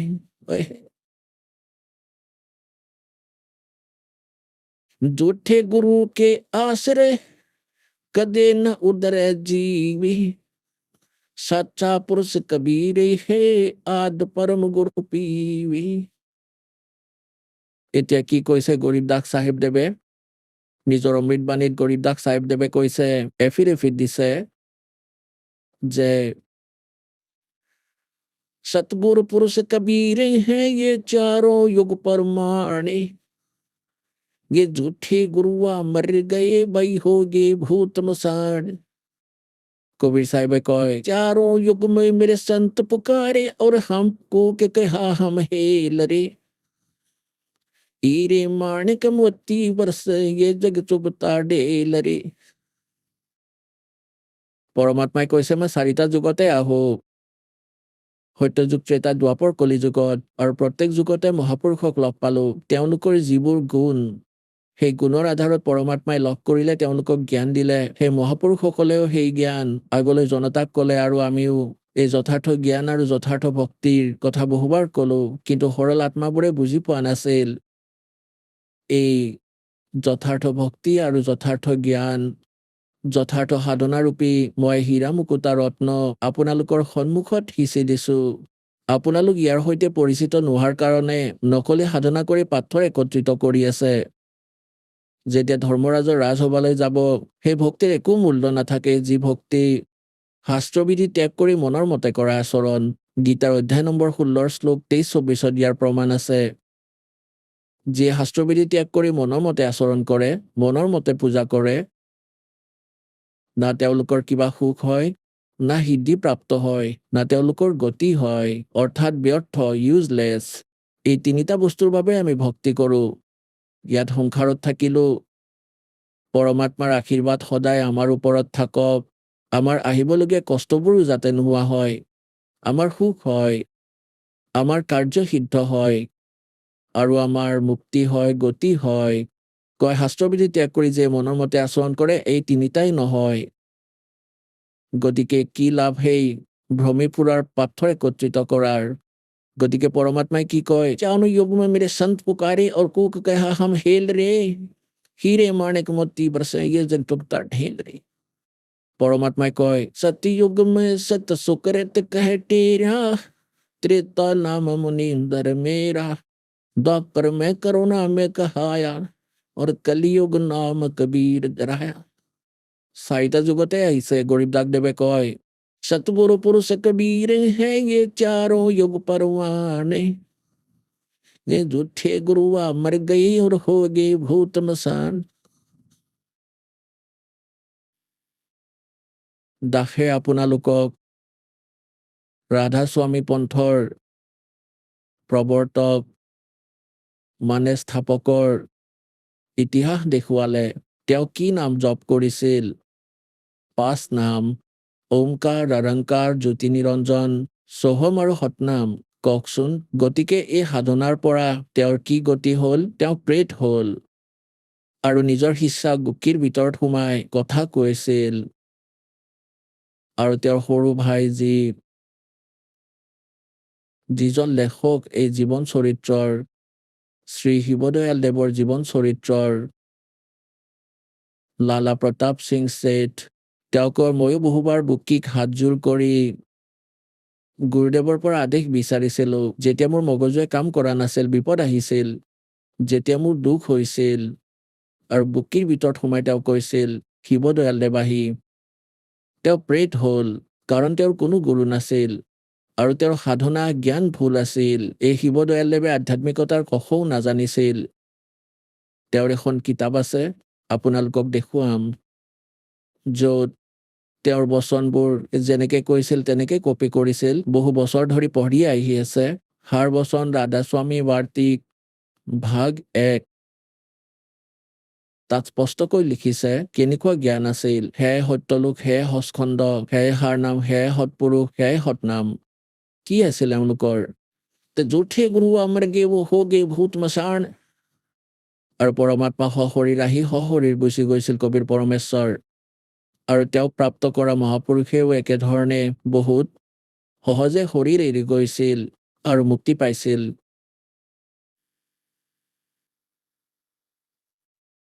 তাৰপিছত পৰমাত্মাই কি কয় सतगुरु पुरुष कबीरे का विक्रम पंथ बैराट शिवसन का दिक ढावे ही ये मुन जन जोवे बाट এই সৎগুৰু পুৰুষ পৰমাত্মা এই সৎগুৰু পুৰুষ কবিৰ এতিয়া গৰীবদাস দেৱে 2টা কনচেপ্টে ক্লিয়াৰ কৰি দিছে সৎগুৰু আৰু পুৰুষ মানে পৰমাত্মা এয়া সৎগুৰু ৰূপত আহিছে পৰমাত্মা কবিৰ দেৱ सतगुरु पुरुष कबीरे का विक्रम पंथ बैराटे शिवसन का दिक धाम ही मुनि जन जो है बाट আহক আমি এতিয়া সেই শ্ৰদ্ধালুসকলৰ অনুভৱবোৰ জানো যিসকলে জগতগুৰু তত্ত্বদৰ্শী সন্ত ৰামপাল গুৰু মহাৰাজৰ পৰা দীক্ষাপ্ৰাপ্ত কৰিছে তথা তেওঁ কোৱা ভক্তিমাৰ্গ এওঁলোকে অৱলম্বন কৰি আছে। নমস্কাৰ দৰ্শকসকল, মানুহে জীৱনত সুখ শান্তি আৰু ঈশ্বৰ প্ৰাপ্তিৰ আশাত বহু ধৰণৰ ভক্তি সাধনা কৰে, কিন্তু কেতিয়াবা এনেকুৱা হয় যে ইমান পূজা পাঠ কৰাৰ পিছতো জীৱনৰ পৰা অশান্তি আৰু ৰোগ ব্যাধি আঁতৰি নাযায়। আজি আমি আপোনালোকক শুনাম অসম ৰাজ্যৰ যোৰহাট জিলাৰ নেফাগেটৰ নিবাসী লাল দাসৰ জীৱনৰ এক বাস্তৱ হৃদয়স্পৰ্শী কাহিনী। সৰুৰে পৰাই তেওঁ হনুমানৰ পৰম ভক্ত আছিল আৰু নিষ্ঠাৰে পূজা অৰ্চনা কৰিছিল। তথাপিও তেওঁৰ জীৱনলৈ শান্তি অহা নাছিল, বৰঞ্চ শাৰীৰিক যন্ত্ৰণা, গেষ্ট্ৰিক, কলাইটিছ, কেঁচুমুৰীয়াৰ পৰা আদি কৰি কিডনী আৰু পিত্তথলীৰ পাথৰৰ দৰে জটিল সমস্যাই তেওঁক জুৰুলা কৰি পেলাইছিল। কিন্তু এদিন তেওঁৰ হাতলৈ আহিল সন্ত ৰামপাল গুৰু মহাৰাজৰ দ্বাৰা লিখিত জ্ঞান গংগা পুথিখন। এই পুথিখন পঢ়াৰ পিছত তেওঁৰ মনৰ সকলো শংকা দূৰ হ'ল আৰু তেওঁৰ জীৱনলৈ আহিল এক অদ্ভুত পূৰ্ব পৰিৱৰ্তন। সন্ত ৰামপাল গুৰু মহাৰাজৰ পৰা নাম দীক্ষা গ্ৰহণ কৰাৰ পিছত তেওঁৰ সেই পুৰণি ৰোগবোৰ যেন বিনা চিকিৎসাতেই লাহে লাহে নাইকিয়া হৈ পৰিল। এই আশ্চৰ্যজনক পৰিৱৰ্তনৰ আঁৰৰ ৰহস্য কি? আহক লাল দাসৰ নিজৰ মুখেৰেই শুনো তেওঁৰ জীৱনৰ সেই সম্পূৰ্ণ বাস্তৱিক কাহিনী। নমস্কাৰ ছাৰ। নমস্কাৰ, ছাৰ কি নাম আপোনাৰ? লাল দাস, ছাৰ আপুনি ক'ৰ পৰা আহিছে? যোৰহাট জিলা, এয়াৰপৰ্ট ৰোড, নেফাগেট। ছাৰ আপুনি সন্ত ৰামপাল গুৰু মহাৰাজৰ পৰা নাম দীক্ষা কেতিয়া লৈছিল? 2017-19 মাৰ্চত। তেখেতৰ পৰা নাম দীক্ষা লোৱাৰ আগতে আপুনি কেনেধৰণৰ ভক্তি সাধনা কৰিছিল? আমি হনুমানৰ পূজা কৰিছিলোঁ, হনুমানৰ মন্দিৰ বনাইছিলোঁ নেফাগেট তিনিআলিত আৰু তেওঁৰ ভক্তি কৰিছিলোঁ। আপুনি হনুমানৰ পূজা কৰিছিল, হনুমানক ভগৱান মানি আপুনি ভক্তি সাধনা কৰি আছিলে। সেই সাধনা আপুনি কিমান বছৰ ধৰি কৰি আছিল? আমি সৰুৰ পৰা কৰিছিলোঁ, যেতিয়াৰ পৰা জনা পূজা হ'লোঁ তেতিয়াৰ পৰা কৰি আছিলোঁ। হনুমানক ভগৱান মানি পূজা কৰি থকা স্বত্বেও আপুনি সন্ত ৰামপাল গুৰু মহাৰাজৰ শৰণলৈ কিয় আহিব লগা হ'ল? আমাৰ ভৰা দোকানবিলাক আছিলে, ভৰা দোকানত এজন মানুহ আহিলে বিহাৰৰ পৰা। সেই মানুহজনে মোক পুথি এখন দিলে, জ্ঞান গংগা। সেই পুথিখন মই নপঢ়িলোঁ, থৈ দিলোঁ ওপৰত। তাৰপাছত তেওঁ মোক এদিন ক'লে যে আপুনি সৎসং চাওক, মোবাইলতো আহে আৰু টিভিতো আহে, আপুনি সৎসং চাওক। মই চাবলৈ সময় নাই, কেলৈ মই দোকানত থাকোঁ, বিজি হৈ থাকোঁ আৰু বিজি সময়ত মই ক'তনো সেইবিলাক চাব পাৰিম। সেইকাৰণে মই তেওঁক ক'লে মই চাব নোৱাৰোঁ, মোক আপুনি জোৰ নকৰিব। তাৰপাছত তেওঁ ক'লে যে এদিনাখন মই হনুমান পূজা কৰিবলৈ যাওঁতে তেওঁ মোক ক'লে যে আপুনি ক'লে যায়? মই ক'লোঁ যে মই হনুমান পূজা কৰিব গৈছোঁ, তই দেখা নাই নেকি? এই বোলে তই শিলক পূজা কৰিব গৈছি নেকি? তেনেকৈ ক'লে। তাই মোক খং উঠিলে। খং উঠাৰ পাছত তেওঁ মই ক'লোঁ যে তই বোলে এইটো কি উল্টা পুল্টা কৈছে, মই ভগৱান যিজনক পুজি আছোঁ সেই ভগৱানক তই যে এনেকৈ বেয়াকৈ কথা কাৰ ক'লি? তাৰপিছত ভয় খাই গুচি গ'লগৈ ঘৰৰ পৰা, আমাৰ ঘৰৰ পৰা। গুচি যোৱাৰ পাছত তেওঁ কি কৰিলে, তেওঁ যিমানখিনি কাপোৰ দি থৈছিলে সেই কাপোৰ ফৌজি মানুহ আছিলে, সেই ফৌজি মানুহখিনি আহি পেলাই মোক ডেইলি ডিষ্টাৰ্ব দিব ধৰিলে যে আপোনাৰ কাম কৰা মানুহটো ক'লৈ গুচি গ'ল, আপুনি ক'ৰবাত খেদিলে নে কি কৰিলে, মানুহটো নাই, আমাৰ এতিয়া ফৌজি কাপোৰখিনি লাগে আমাক। তাৰপিছত তেওঁক মই মাতিবলগীয়া হ'ল। মাতি পেলাই তেওঁক ক'লোঁ যে তোমাৰ কাপোৰখিনি বিচাৰি আহিছিলে, সেই ফৌজিখিনিক তুমি দি দিয়া কাপোৰখিনি। তেওঁ দিলে। দিয়াৰ পাছত ৰাতি আহিলে আমাৰ ঘৰলৈ। মই ক'লোঁ তই ভগৱান মোক দেখুৱাম বুলি কৈছিলে, ভগৱান দেখুওৱা। শিল চিল বুলি ক'লি যে পাথৰ মূৰ্তি বোলে নামাতে, সেইকাৰণে মই খং উঠিলে। তেওঁক ক'লোঁ যে মোক ভগৱান দেখুওৱা। তেওঁ ক'লে যে মই আপোনাক পুথি দিলোঁ, আপুনি পুথি নপঢ়িলে। মই সৎসং চাবলৈ ক'লোঁ, আপুনি সৎসং নাচালে। তাৰপাছত আপোনাক এতিয়া এইটো কথা কোৱাৰ কাৰণে আপুনি মোক কৈছে ভগৱান দেখুৱাই দে। ভগৱান যদি চাব লাগে তেনে মোৰ লগত ব'লক নাহৰকটীয়া। নাহৰকটীয়া ডিব্ৰুগড় ডিষ্ট্ৰিক্টত মোক লৈ গ'ল পাছদিনাখন। মই গ'লোঁ, মোৰ ফেমিলি গ'ল। আমি দুইজনক যোৱাৰ পাছত তাত তেওঁ কি কৰিলে, মোক দেখুৱালে যে এইটো হয় নামদান কেন্দ্ৰ, ইয়াত তোমাৰ প্ৰশ্ন উত্তৰ গোটেইখিনি পাবা। তেতিয়া তাত গৈ মই নাম দীক্ষা ল'বলৈ বিচাৰিলোঁ। মই প্ৰকৃত ভগৱানক বিচাৰি পালোঁ। কেনেকৈ পালোঁ মানে সপোনত এইজন ভগৱানক মই পাই থাকোঁ আৰু পাই থকা উদ্দেশ্যতে মোক মানে তাত গৈ আচৰিত হৈ গ'লোঁ যে প্ৰকৃত ভগৱান মই সপোনত পোৱা ভগৱানজন যে তাত সাক্ষাৎ দেখা পালোঁ। দেখা পোৱাৰ পাছত মোৰ বহুত শান্তি পালোঁ। শান্তি পোৱাৰ লগে লগে মোৰ নাম দীক্ষা ল'বলৈ মন গ'ল। নাম দীক্ষা ল'বলৈ মন যোৱাৰ পাছতে তেওঁ কি কৰিলে যে নাম দীক্ষা দিয়া নাযাব, আপুনি মদ মাংস আৰু মাছ এইবিলাক বিক্ৰী কৰে কাৰণে আপোনাক নাম দিয়া নাযাব। তাৰপিছত মই ভাবিলোঁ ভগৱান পায়ো মই হেৰুৱালোঁ। বহুত দুখ কৰি মই তাৰ পৰা উভতি গুচি আহিলোঁ। তাৰপিছত তেওঁবিলাকক মই ফোন কৰি যোগাযোগ কৰোঁ যে আপোনালোকে মোক মাতক, মই কেতিয়া লওঁ। তাৰপিছত তেওঁবিলাকে ক'লে যে নহয় বোলে, আপুনি যেতিয়ালৈকে এইবিলাক এৰি নিদিয়ে তেতিয়ালৈকে আপোনাক নাম দিয়া নাযাব। তাৰপিছত মোৰ মনত বহুত দুখ লাগিলে, ভগৱান পায়ো হেৰুৱালোঁ। তাৰপিছত মই হৰিয়ানালৈ ফোন লগালোঁ। হৰিয়ানা মানুহ তেওঁবিলাকে ক'লে যে আপুনি নাম ল'ব নোৱাৰে যেতিয়ালৈকে আপুনি এৰিব নোৱাৰে। তাৰপিছত মই গোটেইখিনি এৰিলোঁ। এৰাৰ পাছত তেওঁক ফোন লগোৱা মই তেওঁক ফোন লগাম বুলি ভাবোঁ থাকোঁতে তাৰ পৰা ফোন আহিলে যে আপুনি আহক, আমি গুৰুজনালৈ প্ৰাৰ্থনা কৰিছিলোঁ আৰু গুৰুজনাই আপোনাক কৈছে আহি পেলাই নাম ল'বলৈ, গুৰু দীক্ষা ল'বলৈ। তেতিয়া আকৌ 10-15 দিনৰ পাছত গৈ পেলাই মই নাম দীক্ষা ল'লোঁ। লোৱাৰ লগে লগে মই প্ৰমাণ পাই গৈছোঁ। মোৰ বিষবিলাক নাইকিয়া হৈ গ'ল, বেমাৰ আজাৰবিলাক লগে লাহে ক্ৰমান্বয়ে ভাল হ'বলৈ ধৰিলে আৰু ঘৰতো যিমানখিনি সমস্যা আছিলে সমস্যাখিনি লাহে নিজাত পাব ধৰিলে। আপোনাৰ কি বেমাৰ আছিল, কেনেধৰণৰ বেমাৰৰ পৰা আপুনি পৰিত্ৰাণ পালে? গেষ্ট্ৰিক কলাইটিছ আছিলে, তাৰপিছত পাইলছ আছিলে, কেঁচুমূৰীয়া বুলি কয়, তাৰপিছত কিডনীত পাথৰ আছিলে, গ'ল্ডবাডাৰত পাথৰ আছিলে। এইখিনি ভুগি আছিলোঁ মই, ৰোগত ভুগি আছিলোঁ। আৰু তাৰপিছত মই ডক্টৰক দেখুৱাওঁ, ডক্টৰেতো কয় বোলে আপোনাৰ অপাৰেশ্যন কৰিব লাগিব। অপাৰেশ্যন কৰিবলৈ মোৰ মন নাই, এই বয়সতনো কি অপাৰেশ্যন কৰিম। সেইকাৰণে মই ভাবিছিলোঁ কিবা এটা কোনফালে উপায় পাম, কি ধৰণে উপায় পাম সেইটো বিচাৰি ফুৰিছিলোঁ। লেকিন তাত যোৱাৰ লগে লগে মোৰ বেমাৰবিলাক লাহে ক্ৰমান্বয়ে ভাল হ'লে। 4 মাহৰ ভিতৰত গোটেই বেমাৰখিনি ভাল হৈ গ'ল। আৰু তাৰপাছত মোৰ ফেমিলি চুগাৰ আছিলে, চুগাৰো ভাল হ'ল। আৰু বোৱাৰী 2জনী আছিলে, বোৱাৰী এজনীৰ হাই প্ৰেছাৰ, এজনী থাইৰইড, সেই 2জনৰো নাম দীক্ষা লোৱাৰ পাছত সেইকেইজনৰ ভাল হৈ গ'ল। এইটো আচৰিত কথা, এজন সন্তৰ পৰা নাম দীক্ষা লোৱাৰ পিছতে আপোনাৰ যি কলাইটিছ ৰোগ আছিলে আৰু আপোনাৰ কিডনীত পাথৰ হোৱা বুলি ক'লে, এই বিভিন্ন ৰোগৰ পৰা আপুনি পৰিত্ৰাণ পালে। এইটো কেনেকৈ সম্ভৱ ছাৰ? এজন সন্তৰ পৰা নাম দীক্ষা লোৱাৰ পিছতে এনেধৰণৰ মাৰাত্মক ৰোগৰ পৰা কোনো ডক্টৰী চিকিৎসা ভালদৰে নকৰাকৈ আপুনি সুস্থ হৈ পৰিল? আচল কথা, আমাক সেই যিখিনি মন্ত্ৰ দিছে গুৰুজনাই, সেই মন্ত্ৰটো শাস্ত্ৰ অনুকূল মন্ত্ৰ দিয়াৰ কাৰণে আমাৰ বহুতখিনি নিজাত পালোঁ, বহুত ভাল পালোঁ। আৰু তেনেকুৱা মই ভবাও নাছিলোঁ, সপোনতো ভবা নাছিলোঁ যে এনেকুৱা এজন গুৰু হ'ব বা এনেকুৱা এজন মানুহ মই লগ পাম বা এনেকুৱা ভগৱান নিচিনা এজন পুৰুষ পাম। তেনেকৈ পাম বুলি মই সপোনতো ভবা নাছিলোঁ যে মই দৰৱ নোখোৱাকৈ, অপাৰেশ্যন নকৰাকৈ যে ভাল পাম। ভাল পোৱাৰ পাছততো মই ভগৱান বুলি মানিবলগীয়া হ'ল, তেওঁ গুৰুজনা বুলি মানিবলগীয়া হ'ল। আৰু সমাজে মানক বা নামানক, লেকিন মইতো মানিছোঁ, মই ভাল পাইছোঁ কাৰণে মানিছোঁ। যিহেতু আমাৰ অসমতো বিভিন্ন আধ্যাত্মিক শ্ৰদ্ধালু গুৰু আছে, ভাৰতবৰ্ষত চাব গ'লেতো লাখৰ তুলনাত আধ্যাত্মিক গুৰু আছে। তেনে ক্ষেত্ৰত ছাৰ আপুনি সন্ত ৰামপাল গুৰু মহাৰাজকে যে গুৰু হিচাপে ধাৰণ কৰিলে, আপুনি অন্য গুৰু শৰণলৈ হয়তো যাব পাৰিলে হয়। অন্য গুৰু মই চিনিয়ে নাপাওঁ। কেলৈ মোক যিখিনি ব্যৱসায়ত মই জড়িত আছিলোঁ, সেই ব্যৱসায়তটো মই ঘৰৰ পৰা ওলাবলৈ সময় নাপাওঁ। সেইটো কাৰণে অন্য গুৰুৰ লগত কোনো সম্পৰ্কই নহ'ল। আৰু মই নিজে ভাবি চিন্তি যিজনক ভগৱান মানিছিলোঁ সেইজন হনুমানক পুজি আছিলোঁ।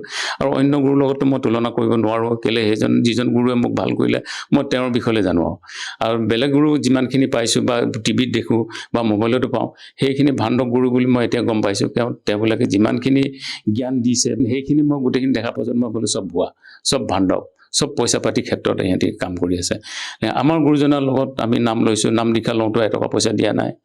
আৰু তাৰপিছত তাত থকা মেলাও পইচা পাতি নালাগে। খোৱা বোৱা ইমান 2 দিন 3 দিন আমাৰ ডাঙৰ সমাগম হয়, তাত গ'লেও আমাৰ কোনো পইচা পাতি নালাগে। আৰু তেনেকুৱা গুৰু এজন পাইছোঁ আৰু ভগৱান বুলি পালোঁ। আৰু তেওঁক এৰি পেলাইতো মই ক'তো যাব নোৱাৰি। আৰু এইটোৱে কৈছোঁ। আপোনালোকৰ গুৰু সন্ত ৰামপাল গুৰু মহাৰাজে কেৱল হিন্দু শাস্ত্ৰৰ আধাৰতে ভক্তি বিধি প্ৰদান কৰে নে অন্য আমাৰ পবিত্ৰ যিমানকেইটা ধৰ্ম আছে সেই আটাইকেইটা ধৰ্মগ্ৰন্থৰ সহায় লৈ পেলাই আপোনালোকক ভক্তি বিধি প্ৰদান কৰে? আমাৰ হিন্দু ধৰ্মত যিমানখিনি শাস্ত্ৰ আছে, 4 বেদ, 6 শাস্ত্ৰ, 18 পুৰাণ, ভাগৱত গীতা পুৰাণ যিমান আছে, তাৰপিছত বাইবেল হ'ল, কোৰাণ হ'ল, গুৰু গ্ৰন্থ চাহিব হ'ল, এই গোটেইখিনি জ্ঞানৰ পৰা তেওঁ খুলি তন্নকৈ বুজাই দিছে। আৰু কোনজন ভগৱান বুলি চবতে প্ৰমাণ দেখুৱাই দিছে। কোৰাণতো প্ৰমাণ আছে, বাইবেলতো প্ৰমাণ আছে, গুৰু গ্ৰন্থ চাহিবতো প্ৰমাণ আছে, আমাৰ ভাগৱত গীতাখনতো প্ৰমাণ আছে, 4খন বেদতো প্ৰমাণ আছে, দেৱী ভাগৱতৰো প্ৰমাণ আছে। তাৰ প্ৰমাণৰ আধাৰতে আমি এইবিলাক লৈছোঁ। আমি যিমানখিনি লৈছোঁ তেওঁৰ পৰা পাইছোঁ, সেইখিনি গোটেই সমাজৰ কাৰণে, সমাজ কল্যাণৰ কাৰণে তেওঁ আগবাঢ়ি আহিছে। আৰু আমি ভাবিছোঁ তেওঁৰ চৰণত থাকি এই গোটেই জীৱনটো কটাম বুলি ভাবিছোঁ। আৰু আমাৰ অসমৰ শ্ৰদ্ধালুসকলে যি ভক্তি বিধি প্ৰদান কৰি আছে, তেওঁলোকে কয় যে ব্ৰহ্মা বিষ্ণু মহেশ নাই, তেওঁলোক অজৰ অমৰ হয়। আপোনালোকৰ সন্ত ৰামপাল গুৰু মহাৰাজে কয় যে ব্ৰহ্মা বিষ্ণু মহেশ নাশবান। এইটো আমি কেনেকৈ মানি ল'ম? আপোনালোকৰ সন্ত ৰামপাল গুৰু মহাৰাজে কবিদেৱক ভগৱান বুলি কয়, কবি এজন সন্তহে আছিলে, তেখেতক আমি পৰমাত্মা বুলি কেনেকৈ মানি ল'ম? আমাৰ যিসকল আমাৰ শ্ৰদ্ধালুৱে আমাক ভক্তি বিধি প্ৰদান কৰি আহিছে, তেওঁলোকেতো আমাৰ কৃষ্ণ ভগৱান কৃষ্ণক পূৰ্ণ পৰমাত্মা বুলি আমাক ভক্তি বিধি প্ৰদান কৰি আহিছে। এই ক্ষেত্ৰত ছাৰ আপুনি কি প্ৰমাণ দিব বিচাৰে? প্ৰমাণ আমাৰ ভাগৱতত আছে, গীতা ভাগৱতত আছে, তাৰপিছত 4খন বেদত আছে, তেওঁ প্ৰমাণ আছে। বেদতো তেওঁ কৈছে, ভগৱান যিজন কৈছে, কবিৰ চাহাবক তেওঁ বৰ্ণিত দিছে, ঋগ্বেদতো দিছে, যজুৰ্বেদতো দিছে, তাৰপিছত আমাৰ কবিৰ সাগৰতো দিছে, তেওঁ প্ৰমাণ আছে। তাৰপিছত আপোনাৰ কোৰাণত আছে, কোৰাণতো তেওঁ প্ৰমাণ দিছে। তাৰপিছত আপোনাৰ বাইবেলটো প্ৰমাণ দিছে খ্ৰীষ্টান ধৰ্ম। তাৰপিছত গুৰু গ্ৰন্থ চাহেবতো তেওঁ প্ৰমাণ আছে, আৰু প্ৰমাণৰ আধাৰতে আমি জ্ঞানটো গ্ৰহণ কৰিছোঁ, প্ৰমাণ নোহোৱাকৈ আমি লোৱা নাই। আপোনালোকৰ গুৰু সন্ত ৰামপাল গুৰু মহাৰাজৰ আচলতে মুখ্য উদ্দেশ্য কি? মুখ্য উদ্দেশ্য হ'ল আমাৰ গুৰুজনা কয়, জীৱ আমাৰ জাতি, মানৱ আমাৰ ধৰ্ম, হিন্দু মুছলিম শিখ খ্ৰীষ্টান ধৰ্ম পৃথক নহয় মৰ্ম। তেওঁ মিছন এইটোৱে যে কোনো জাতি কোনো ধৰ্ম কোনো বৰ্ণ নাই, আমি এজনে পৰমাত্মাৰ আমি সন্তান, আমি তেওঁকে পুজিব লাগে, এজনকে পুজিব লাগে, আৰু সেইজন হ'ল পূৰ্ণ ব্ৰহ্ম কবিৰ চাহেব। আপোনাৰ পৰা আৰু এটা কথা জানিব বিচাৰিছোঁ, বৰ্তমান সময়ত সন্ত ৰামপাল গুৰু মহাৰাজে সমাজসেৱাত কেনেধৰণৰ অভিযান আগবঢ়াইছে? তেওঁ দহেজ মুক্ত মানে যৌতুক মুক্ত বিবাহ তেওঁৰ তাত আমাৰ 17 মিনিটত হয়, সেইটো দিছে, আগবঢ়াইছে। ৰক্তদান শিবিৰ কৰিছে, তাৰপিছত দেহদান আছে, তাৰপাছত আপোনাৰ নিচামুক্ত ভাৰত তুলিব বিচাৰিছে। যিমানখিনি কুৰীতি আছে সেই কুৰীতিখিনি তেওঁ আঁতৰাবলৈ বিচাৰি আছে, আৰু তেওঁৰ মিছনবিলাক যিখিনি আছে আমাৰ ভাৰত চৰকাৰো নাই পৰা, যিমানখিনি তেওঁ আগবাঢ়ি আহি পেলাই গোটেইখিনি কামখিনি সুচাৰুৰূপে কৰি গৈ আছে তেওঁ। আৰু তেওঁ ভকতসকলো তেনেকুৱা জ্ঞানী, তেওঁবিলাকো আগ্ৰহ, গোটেই কামখিনি ভালে কৰি আগবঢ়াই লৈ গৈছে। আমি বিভিন্ন ছ'চিয়েল মিডিয়া প্লেটফৰ্মত আপোনালোকৰ সন্ত ৰামপাল গুৰু মহাৰাজৰ শিষ্যসকলৰ যেতিয়া আমি অনুভৱ চাওঁ, তেওঁলোকে কয় যে সন্ত ৰামপাল গুৰু মহাৰাজৰ শিষ্যসকলে কোনো ধৰণৰ নিচা সেৱন নকৰে। আৰু সন্ত ৰামপাল গুৰু মহাৰাজৰ ভাৰতবৰ্ষত যিমানবিলাক সতলোক আশ্ৰম আছে, সেই আশ্ৰমত যিসকল শ্ৰদ্ধালুৱে তাত ভাগ ল'বৰ বাবে যায় সমাগমত, সেই শ্ৰদ্ধালুসকলে কোনো ধৰণৰ নিচা সেৱন নকৰেনে সঁচাকৈ? সঁচাকৈ এইটো প্ৰকৃত সঁচা। আমাৰ নিচাটো দূৰৰ কথা, আমি নুচুৱেই। কোনোবাই যদি চিগাৰেট চুবলৈ দিয়ে বা আনিবলৈ দিয়ে, আমি সেইবিলাকো নুচুওঁ আৰু নাখাওঁ, বা আমাক চুবলৈও অধিকাৰ নাই। কেলৈ? সেইখিনি নিচাযুক্ত বস্তু খোৱাটো আৰু চুই দিয়া, লোকলৈ দিয়াটো আমাৰ অপৰাধ হয়। কেলৈ অপৰাধ হয়? এইটো আমি তেওঁক সহায় দিয়া নিচিনা হ'ল, আৰু সেই সহায় দিয়াটো আমাৰ উচিত নহয়। পৰমাত্মা কৈছে যে এইটো নিচাটো বিহ সমান, আৰু বিহটোক আমি চুব নোৱাৰোঁ। এনেকুৱা কি সন্ত ৰামপাল গুৰু মহাৰাজে আপোনালোকক মানে জ্ঞান দিয়ে যাৰ আধাৰত নেকি আপোনালোকে নিচা সেৱন নকৰে, আৰু অন্য যিবিলাক আমাৰ কুকৰ্ম আছে, সমাজত প্ৰচলিত যিবিলাক বদ অভ্যাস আছে, সেইবিলাক আপোনালোকে ত্যাগ কৰিব পাৰে? শাস্ত্ৰত কিবা এনে প্ৰমাণ আছে নেকি নিচা মানে খালে হানি হয় বা নিচা কৰাটো অনুচিত? শাস্ত্ৰত এইটো প্ৰমাণ আছে, নিচাটো খাব নালাগে, আৰু শাস্ত্ৰত প্ৰমাণ থকা গুৰুজনে আমাক দিছে যে যিখিনি বস্তু মদ হ'ল, মাংস হ'ল, এইখিনি বস্তুটো শাস্ত্ৰত ক'তো লেখাই নাই, বা ভাগৱততো লেখা নাই, বা 18 পুৰাণতো নাই লেখা, আৰু আমাৰ কি কয় 4খন বেদতো ক'তো নাই লেখা, ক'তো বৰ্ণিত নাই ৰখা যে এইবিলাক খাব লাগে। আপুনি ছাৰ নিচা সেৱন কৰিছিলে নে আগতে? কৰিছিলোঁ। কিমান বছৰ ধৰি কৰিছিলে আপুনি? মই কৰিছিলোঁ আপোনাৰ 92 পৰা 99লৈকে মই সেৱন কৰিছিলোঁ। আৰু এতিয়া আপুনি সন্ত ৰামপাল গুৰু মহাৰাজৰ পৰা নাম দীক্ষা লৈ কোনো ধৰণৰ নিচা সেৱন নকৰে? নাই, নকৰোঁ। সেৱনটো দূৰৰ কথা, আমি নুচুৱেই।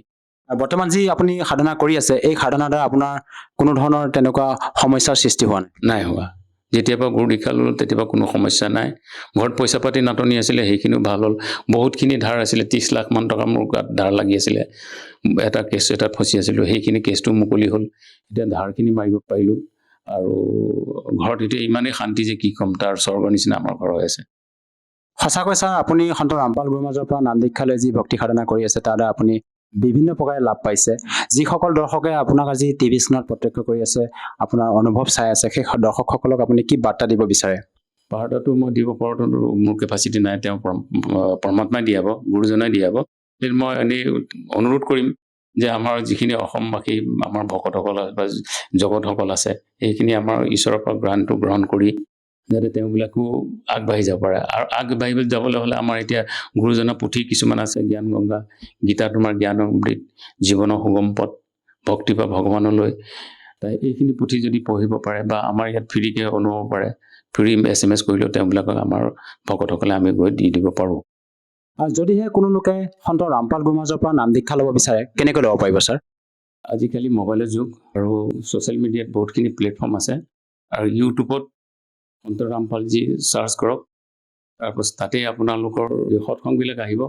তলত লাষ্টত নম্বৰ আহে, সেই নম্বৰটোত যদি আপুনি যোগাযোগ কৰে, তেতিয়াহ'লে আপুনি ওচৰৰ নামদান কেন্দ্ৰ দিব। সেই ওচৰৰ নামদান কেন্দ্ৰত গৈ পেলাই আপোনালোকে নাম দীক্ষা লৈ গুৰুজনাৰ লগত শৰণাৰ্থী হ'ব পাৰিব। ধন্যবাদ থাকিল ছাৰ। সৎ চাহিব।